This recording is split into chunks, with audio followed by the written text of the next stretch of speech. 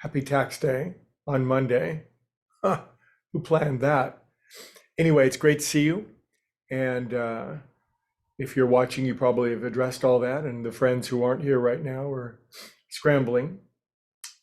Anyway, one of the most interesting characters in all of Dickens' novels is I can't remember which book it is, so many brilliant ones, but it's the young orphan in one of the stories who shocks the world, certainly the orphanage and the people that are running it by going back for a second portion of gruel or porridge with the famous line, "More, please."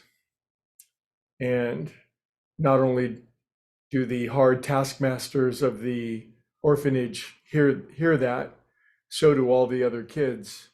And it's shocking that somebody would ask for more in such a bold fashion. And yet, it seems the reason I think it really strikes such a chord within us because we're all somewhat, I think, and you can weigh this for yourself, of course, but we're all sometimes timid or shy or frightened in our asking because perhaps we're afraid that we're asking for too much. And yet every now and then somebody comes along and they have such great asking within themselves. There are great souls who are on the planet and their asking is so big. And the spiritual principle behind all of this is that there is no ask that's too big. A great spiritual author uses the metaphor of you can arrive at the Atlantic Ocean with any size container to get some seawater that you might need for your project. And someone might show up with a thimble, and somebody might show up with a saucepan, and somebody might show up with a portable swimming pool, and somebody might show up with a cargo container. But the principle is obvious. You can extract any amount out, and the ocean is not upset. It's not comparing you to somebody else. It's not going to get you in trouble for doing it. It's not going to be depleted as a result of your very large asking.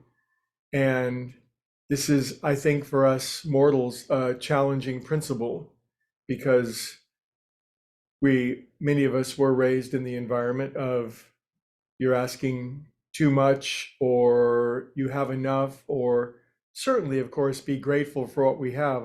In no way competing with that principle of gratitude for what we do have, but we're spiritual beings. And in our current state, we're finite. There's a boundary to our consciousness, to our capacity, to our skills, to our talents, to our expression, to our ability to influence and engage and enact in the world and live life to the full.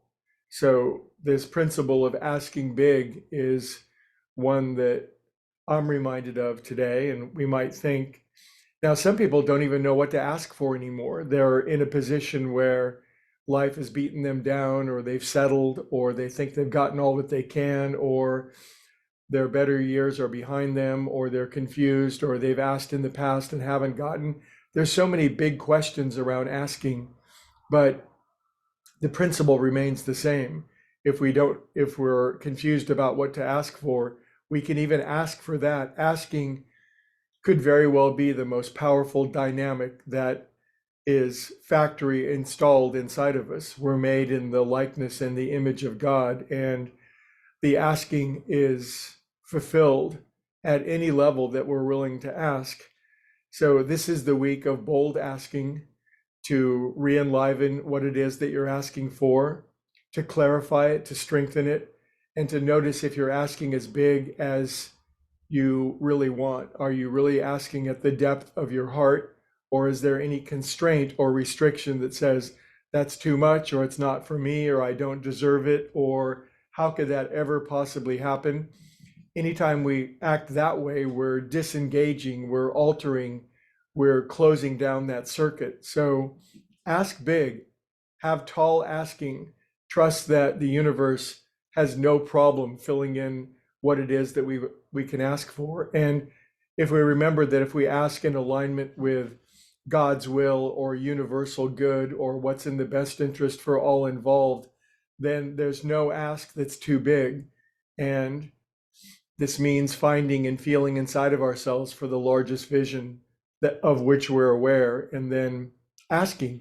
Anyway, that's what I ask for you to do, and I'm working on the same thing. We'll continue all week long. Have a beautiful day.